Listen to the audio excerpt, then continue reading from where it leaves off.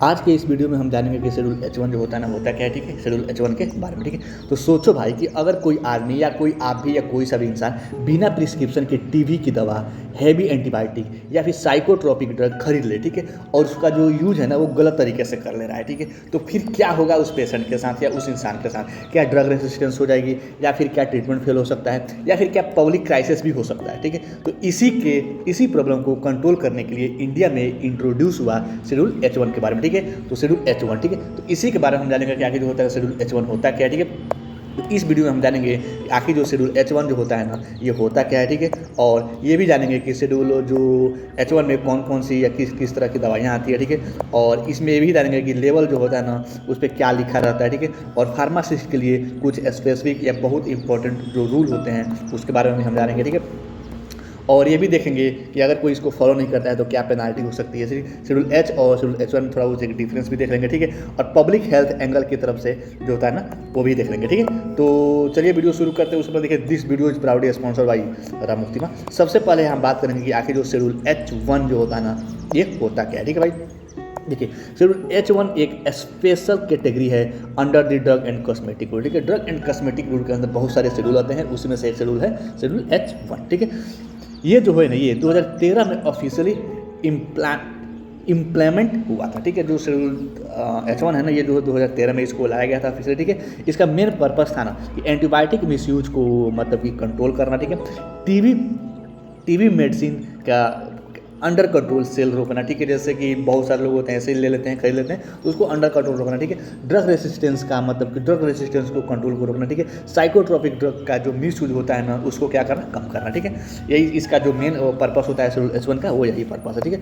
अब यहाँ पे बात करते हैं कि जो शेड्यूल H1 है इसमें कौन कौन सा और किस तरह की दवाइयाँ आती है, ठीक है। कुछ मेजर कैटेगरी देख लेते हैं, जैसे एंटी टीबी ड्रग, जैसे कि आपका हो गया रिफैम्पिसिन हो गया, आइसोनियाजाइड हो गया, ठीक है। ये सब कुछ दवाइयाँ होती है, ठीक है। हायर जनरेशन एंटीबायोटिक जैसे 3rd generation and 4th generation सेफलोस्पुरिन हो गया, ठीक है। उसके बाद कार्बापेनम हो गया, ठीक है, कार्बापेनम हो गया, ठीक है। और फ्लोरोक्विनोलोन्स हो गया, ठीक है। कुछ साइकोट्रोपिक मेडिसिन भी होती है, ठीक है। ये सारी चीज़ें होती है, ठीक है। यानी कि नॉर्मल शेड्यूल H1 से ज़्यादा स्ट्रिक्ट रेगुलेट करता है आपका शेड्यूल H1, ठीक है। मतलब H1 से थोड़ा बहुत ये एडवांस होता है आपका शेड्यूल H1, ठीक है। अब यहाँ पे बात करते हैं कि इस पे मतलब ये जो लेवल होता है ना इस लेवल पे मतलब कि क्या जो लिखा रहता है क्या होता है। देखिए, शेड्यूल H1 जो होता है ना H1 ड्रग का जो लेवल पर ना रेड बॉक्स में लिखा होता है ना कि शेड्यूल H1 ड्रग वार्निंग लिखा रहता है, ठीक है। It is dangerous to take this preparation except in accordance with medical advice. मतलब क्या मेडिकल एडवाइस के बिना इसको लेंगे तो आपके लिए डेंजरस हो सकता है, इसीलिए कोशिश करें कि मतलब कि हमेशा डॉक्टर के सुपरविजन में ही लेने की कोशिश करें, ठीक है। और RX सिंबल भी लिखा रहता है, जैसे हर एक आप मेडिसिन लिखिएगा हर मेडिसिन के ऊपर ऐसे RX लिखा रहता है, ठीक है, ताकि मतलब कि बिना प्रिस्क्रिप्शन के आप इसको दवा को कंज्यूम ना करें, लेने की कोशिश ना करें, ठीक है। अब यहाँ पे बात करते हैं हम कि जो फार्मासिस्ट होते हैं ना वो उनके लिए मतलब कुछ स्पेशल जो रूल होते हैं ये जो बहुत इंपॉर्टेंट होते हैं फार्मासिस्ट के लिए। देखिए, शेड्यूल H1 ड्रग जो होता है ना बेचने पर वैलिड प्रिस्क्रिप्शन मैंडेटरी है। जैसे मान लीजिए कोई डॉक्टर लिखा है, कोई मान लो कि 25/1 को लिखा है, ठीक है। अगर उसकी वैलिडिटी 20 दिन है तो अगले महीने तक 15/2 तक इसकी वैलिडिटी हो। अगर उससे आगे की वैलिडिटी हो रहा है, जैसे मान लो 30 हो रहा है, 30/2 हो रहा है, ठीक है, तो जो फार्मासिस्ट है उसको जो है ना नहीं देना चाहिए, क्योंकि जो वैलिड प्रिस्क्रिप्शन की जो है मैंडेटरी नहीं है, मतलब कि वो वैलिड प्रिस्क्रिप्शन नहीं है, वो एक्सपायर हो चुका है, उसका जो डेट है वो एक्सपायर होगा, ठीक है। प्रिस्क्रिप्शन कॉपी रिटर्न करना होता है। जैसे कि अब मान लो कोई पेशेंट आया और कोई डॉक्टर ने उसको दवा लिखा और उसका जो क्या बोलते हैं उसका जो प्रिस्क्रिप्शन है उस प्रिस्क्रिप्शन को कॉपी जो है ना एक फार्मासिस्ट अपने पास रखेगा, ठीक है। एक सेपरेट रजिस्टर मेंटेन करना होता है, ठीक है। जैसे शेड्यूल H1 दवाइयाँ देने के लिए तो उसके क्या करना पड़ता है, वो जो फार्मासिस्ट है उस फार्मासिस्ट को एक सेपरेट लॉकर में या एक सेपरेट मतलब कि कवर्ड में उसको क्या करना रहता है, उस जो दवाइयाँ शेड्यूल H1 की कैटेगरी की दवा ले जा रहे हैं उनकी एक प्रिस्क्रिप्शन की फोटो को भी अपने कवर्ड में रखना पड़ता है, ठीक है। रजिस्टर में भी रिकॉर्ड करना पड़ता है, जैसे कि पेशेंट का नाम, डॉक्टर का नाम, ड्रग का नाम और कितनी क्वांटिटी, मतलब कौन कौन सी ड्रग ले जा रहा है, कितनी क्वांटिटी में ले जा रहा है, ठीक है। डेट ऑफ सेल, किस दिन को ऑफ सेल करे, ठीक है। ये जो रिकॉर्ड है ना ये मिनिमम 3 साल तक मेंटेन करना पड़ता है एक फार्मासिस्ट को, ठीक है। अब यहाँ बात करते हैं कि अगर एक फार्मासिस्ट अगर एक जो फार्मासिस्ट है अगर वो ये सब फॉलो ना करता है तो पेनाल्टी क्या हो सकता है, जैसे कि अगर शेड्यूल H1 रूल जो होता है ना वायलेट कर रहा हुआ है या फिर कोई कर रहा है तो ड्रग इंस्पेक्टर जो होता है एक्शन ले सकता है, ठीक है। लाइसेंस जो होता है वो सस्पेंशन भी कर सकता है, ठीक है। अब यहाँ पे बात करते हैं कि एक मतलब कि शेड्यूल H और शेड्यूल जो H1 जो होता है इसमें क्या डिफरेंस होता है, ठीक है। देखिए शेड्यूल H जो होता है ना वो प्रिस्क्रिप्शन रिक्वायर्ड होता है, ठीक है, जबकि जो शेड्यूल H1 जो होता है ना प्रिस्क्रिप्शन रिक्वायर्ड तो होता ही होता है, साथ में रिकॉर्ड मेंटेन भी कंपलसरी होता है, रिकॉर्ड का भी मेंटेनेंस करना ही कंपलसरी होता है। देखिए जैसे शेड्यूल H जो हो गया ना, शेड्यूल H कैटेगरी में जो दवाइयाँ आती है ना उस दवाइयों को क्या करना पड़ता है, आपके लिए एक प्रिस्क्रिप्शन रिक्वायर होता है, तो भी पेशेंट होगा उसको फार्मासिस्ट को प्रिस्क्रिप्शन देगा तो शेड्यूल H1 की दवाइयाँ देगी, ठीक है। लेकिन जो शेड्यूल H1 की कैटेगरी में जो दवाइयाँ आती है ना उसके लिए जो फार्मासिस्ट है ना वो तो प्रिस्क्रिप्शन मांगेगा ही मांगेगा, साथ में उस जो शेड्यूल H1 कैटेगरी के जो प्रिस्क्रिप्शन है ना जो दवाइयाँ उसमें लिखी गई है वो जो उसका जो रिकॉर्ड है ना उसको भी मेंटेनेंस करना पड़ता है, ठीक है।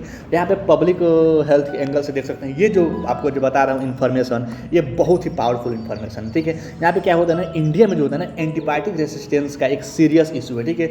इसलिए इशू है ना क्योंकि आप लोग देखते होंगे ना कोई सा भी जैसे सेफिक्जिम हो गया, एरिथ्रोमाइसिन हो गया या कोई सा भी ऐसी दवाइयाँ हो गई, कोई सा भी एंटीबायोटिक हो गया, जो बहुत लोग क्या करते हैं ना 2 गोली ले लेते हैं 4 गोली ले लेते हैं, ठीक है, हो गया, उसके बाद से नहीं खाते हैं, बोलते हैं कि ठीक हो जाएगा, किसी मेडिकल स्टोर जाते हैं ले लेते हैं, ठीक होती है। इसीलिए जो एंटीबायोटिक का रेसिस्टेंस है ना ये बहुत सीरियस इशू है हमारे इंडिया में, ठीक है। इसी वजह से गवर्नमेंट ने H1 इंट्रोड्यूस किया ताकि MRD टीबी कंट्रोल हो, ठीक है, सुपर बग का भी रिस्क हो कम हो, ठीक है, और सेल्फ मेडिकेशन जो होता है ना कंट्रोल हो। लेकिन इंडिया में ऐसा नहीं है क्योंकि इंडिया में क्या होता है ना जो भी आप मेडिकल स्टोर देखेंगे ना उस मेडिकल स्टोर पे क्या है ना कोई भी फार्मासिस्ट बैठा ही नहीं होता है, ठीक है। वहाँ पे कोई 10th क्लास 12th क्लास या BA BSc वाले ऐसे लोग भरे पड़ते हैं, ठीक है।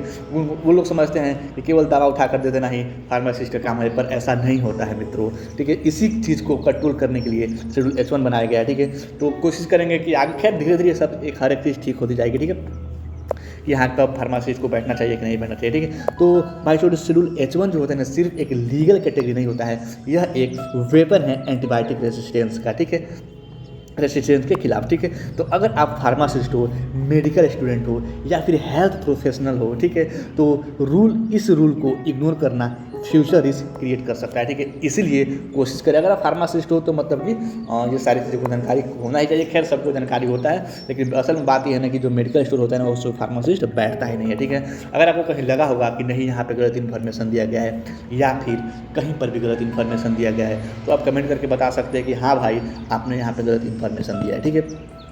अगर इसका इंग्लिश नोट चाहते हैं तो आप कमेंट में मैं पिन कर दिया हूँ, और MCQ जो है उसको भी चाहे तो लगा सकते हैं, जो कि मैं कम्युनिटी वाला जो सेक्शन है वहाँ पे मैं पोस्ट कर दूँ, जो कम्युनिटी वाला जो सेक्शन है ना वहाँ पे मैं पोस्ट कर दूँ हर एक MCQ। अब जाकर के वहाँ से भी MCQ लगा सकते हैं। इससे क्या होता है ना कंसेप्ट क्लियर हो जाती है, जैसे वीडियो देखे जाकर के MCQ लगा लिए कंसेप्ट क्लियर होती है, ठीक है। मिलते हैं कल एक नए टर्म नए टॉपिक और नए वीडियो के साथ, तब तक के लिए thanks for watching this video.